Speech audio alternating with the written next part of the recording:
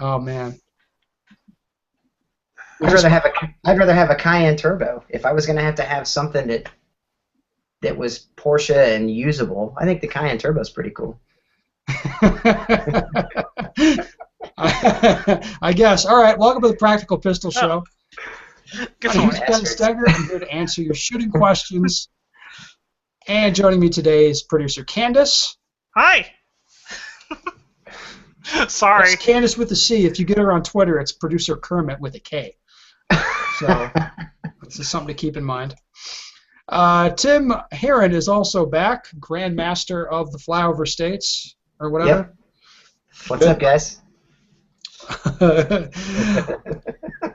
All right, our first topic today is random versus block practice. This video is taking the USPSA segment of the internet by storm, anyway. The general thrust of this video, if you haven't seen it, is so if we're gonna spread if we're gonna practice putting for golf, it is better to not stand in one spot and practice putting from that one spot, but to spread golf balls all over the green and practice putting from all those spots because you will learn faster. That's a little too specific, but yeah, that's one of his examples. Well, that was straight from the video. Yeah. That was an example. That was an example. Oh, Candice, could you characterize this better for us? Probably, yes. Do it. Okay.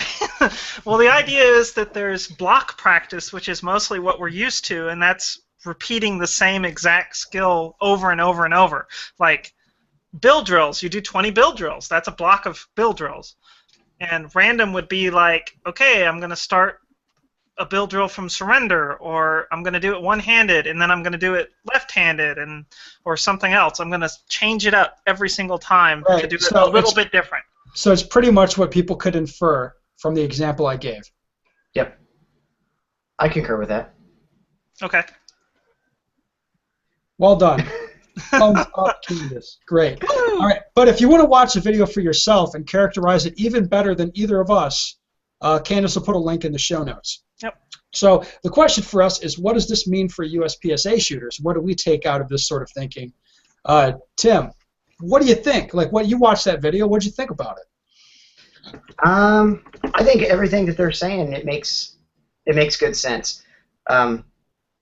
As far as just doing repetitive motions over and over again, it's like these guys that get hung up on.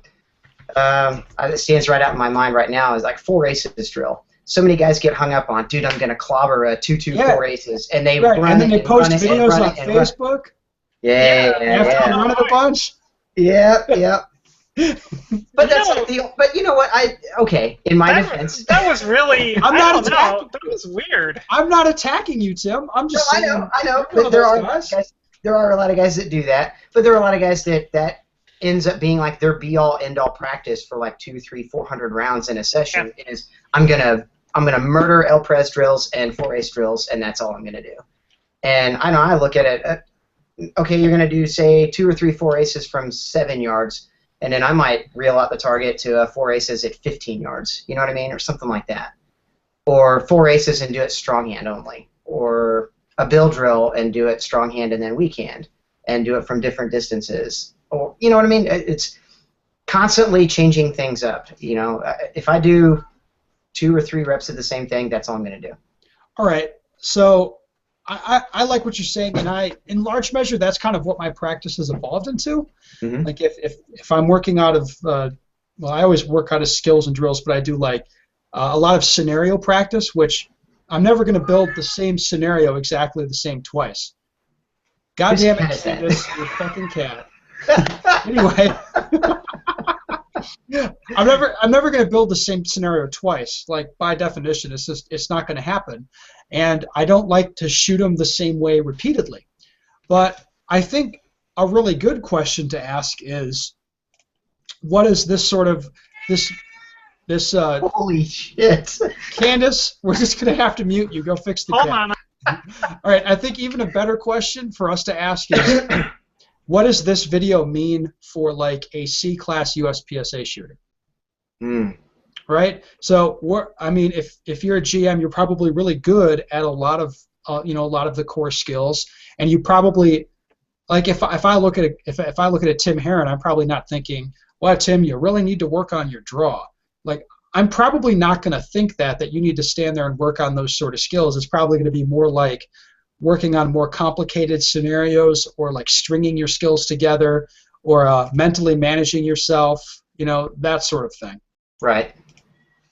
So, and I can see there, I agree with you there as far as learning and burning in the repetitions. It'd be totally different looking at a C-class shooter being like, hey, you don't even know how to draw, like, period.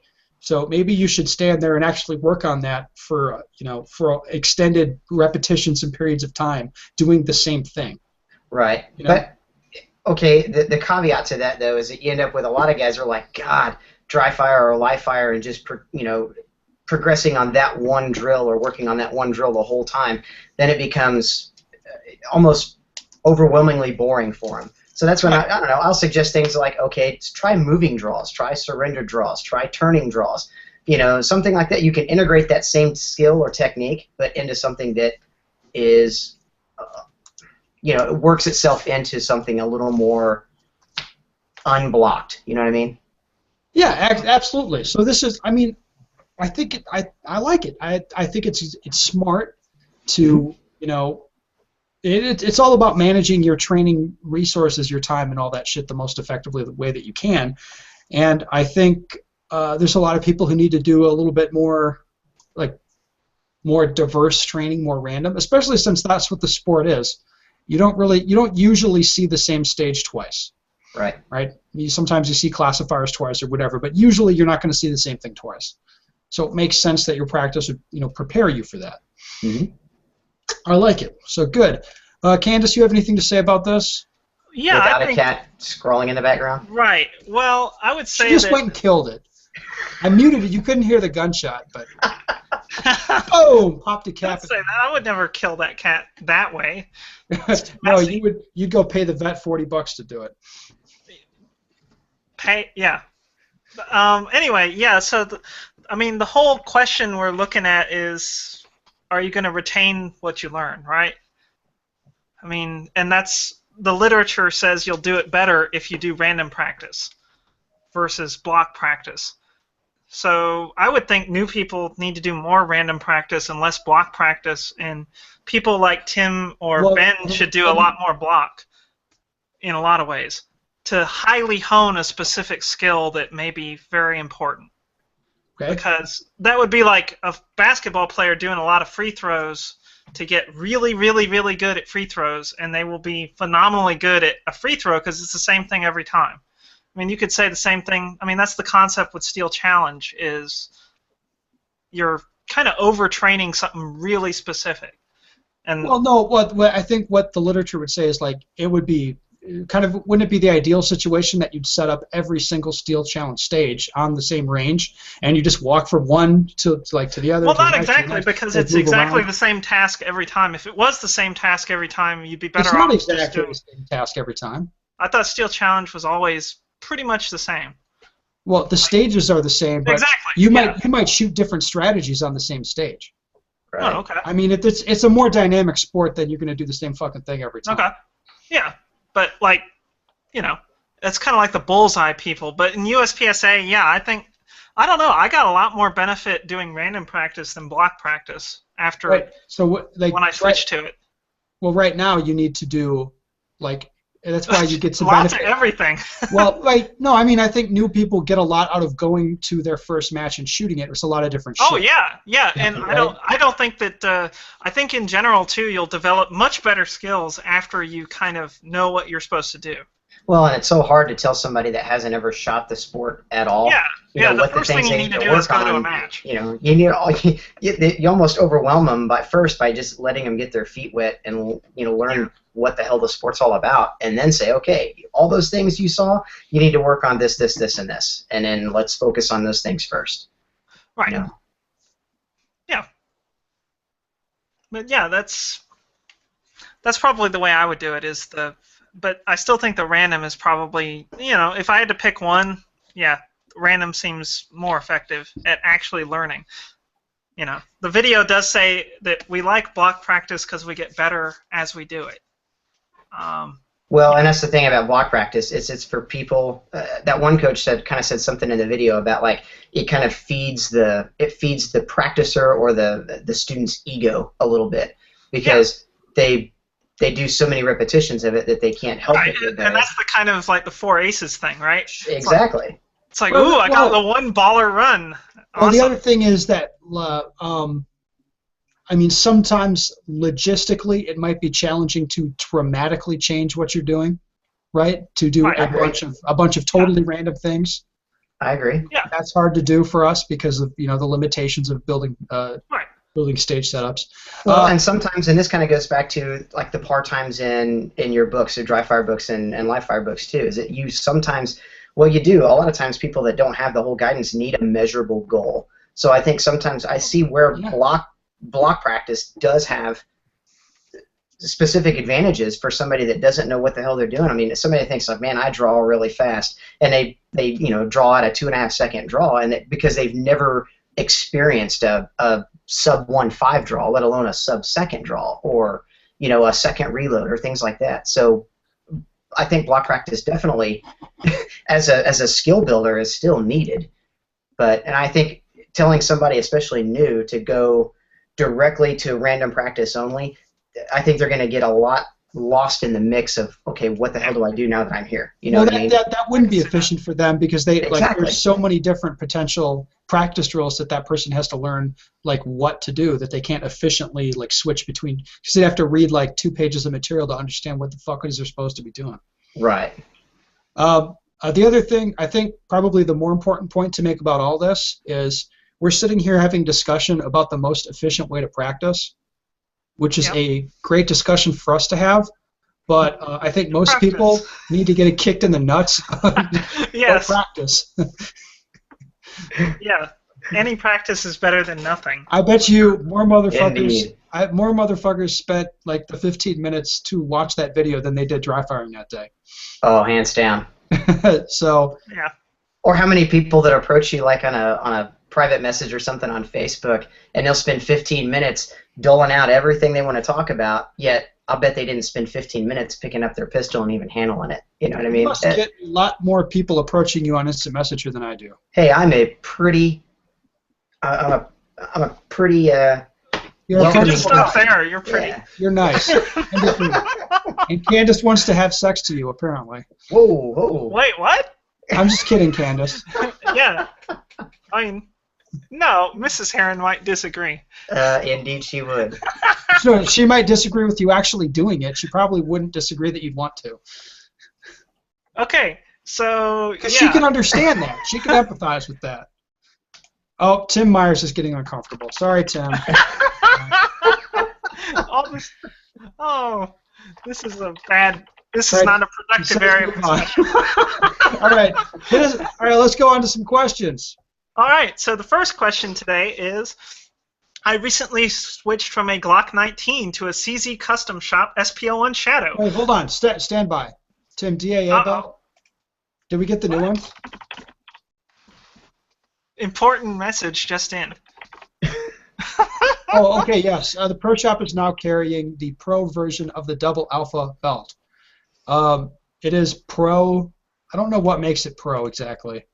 It's got a name tag holder and rubber belt keeper, and it says DAA writing on the inside like the CR Speed ones. How the hell do you know all this? She's a gear queer. Oh my god. That's why she has the gear queer corner. Apparently, they're not getting rid of the old ones because the old ones are stiffer than the new ones.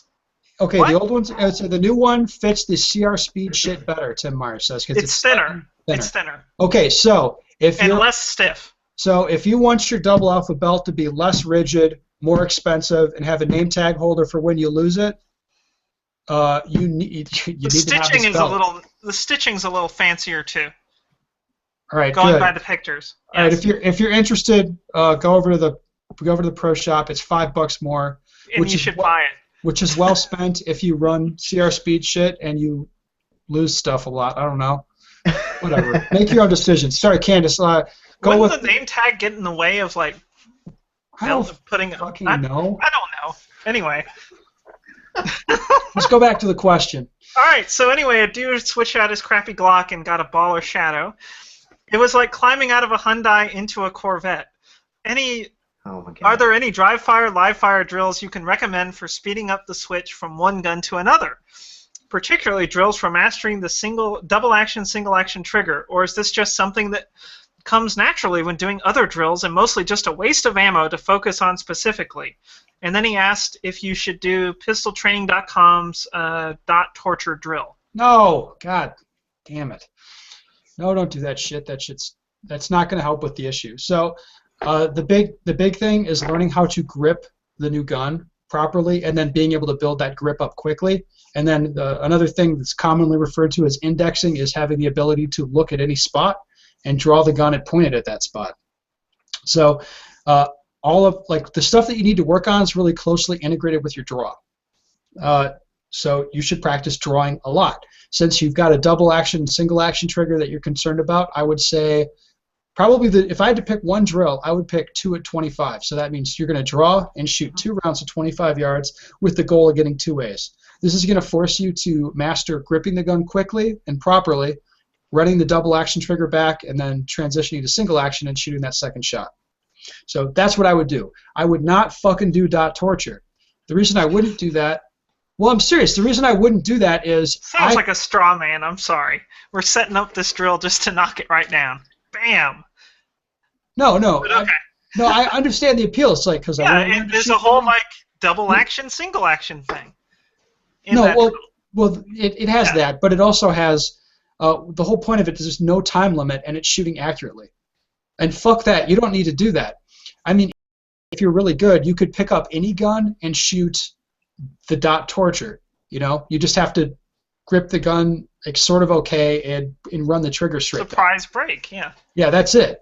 And that's not the issue. You don't need to work on that. You need to work on gripping the gun well, going fast. So you're not gonna get better really fast doing that by doing dot torture. So no, fuck that mess. Don't do that.